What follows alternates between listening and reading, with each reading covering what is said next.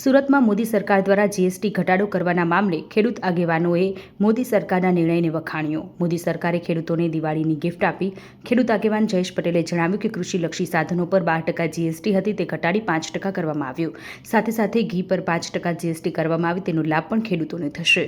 ઘી બનાવવા લીટરે 4 રૂપિયા જીએસટી લાગતી હતી તે ઘટીને હવે 2 રૂપિયા થશે. તેને લઈ પશુપાલકોને પણ ફાયદો થશે. મોદી સરકારનો ખેડૂતલક્ષી નિર્ણય છે જેને ખેડૂતે આવકારી રહ્યા છે. જીએસટી જે રીતે નવરાત્રિમાં ઘટી રહ્યો છે, સમગ્ર ખેડૂતો અને પશુપાલકોમાં એક આનંદની લાગણી છવાઈ છે.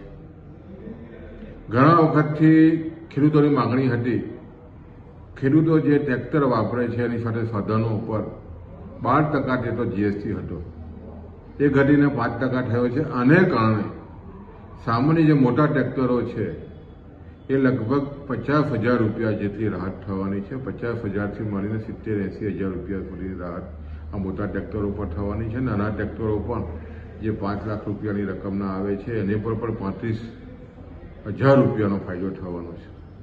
અને ખાસ કરીને જે રીતે જંતુનાશક દવા અને રાસાયણિક ખાતરની જે વાત હતી એમાં પણ અમારી વર્ષોથી માગણી હતી કે રાસાયણિક ખાતરને જીએસટી મુક્ત કરવામાં આવ્યો, પણ એની પર 5% રાખવામાં આવ્યો છે. પણ જંતુનાશક દવાને 12% ઘટાડીને 5% કરી છે. સાથે સાથે મિનરલ્સને પણ 5% કરવામાં આવ્યા છે. અને આને કારણે ખેડૂતોના જંતુનાશક દવા અને મિનરલ્સ લગભગ 7%નો ફાયદો થવાનો છે. સાથે સાથે પશુપાલકોની જે માગણી હતી, ખાસ કરીને ઘી પર 12% જીએસટી હતો, એટલે પશુપાલક 1 લીટર જે દૂધ છે એની પર 4 રૂપિયા જેટલો જીએસટી ભરતો હતો ઘી બનાવવામાં આવે તો. એ ઘટાડીને લગભગ જે 5% થયો છે, એટલે 5% જે થયો છે એને કારણે હવે 2 રૂપિયા આવશે. એટલે 2 રૂપિયા જેટલો ફાયદો પર લીટરે જીએસટીમાં પશુપાલકોનો થયો છે. સાથે સાથે જે આઈસ્ક્રીમ, જે રીતે પશુપાલકોનું જે દૂધમાંથી આઈસ્ક્રીમ બને છે એમાં પણ અમારી માગણી હતી કે 18% જેટલો જીએસટી હતો, એ ઘટીને 5% થયો છે. સાથે સાથે જે રીતે જીએસટી મુક્ત જે ઘણા દૂધની પ્રોડક્ટો પણ થઈ છે અને ખાસ કરીને ચીઝને પણ 5% કરવામાં આવી છે. અને પનીર, ખાસ કરીને બજારમાં જે ડુપ્લિકેટ પનીરો બેફામ વેચાઈ રહ્યા હતા અને એ બાજુ સરકારે જે બ્રાન્ડેડ અમૂલ જેવા પર પનીરો ઉપર 0% કર્યો છે.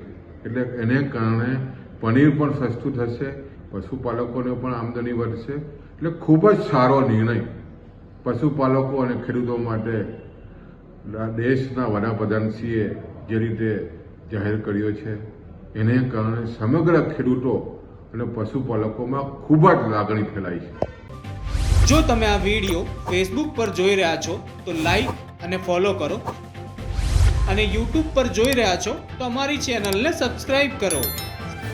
સત્તરે.com આઝાદી સમાચારોની.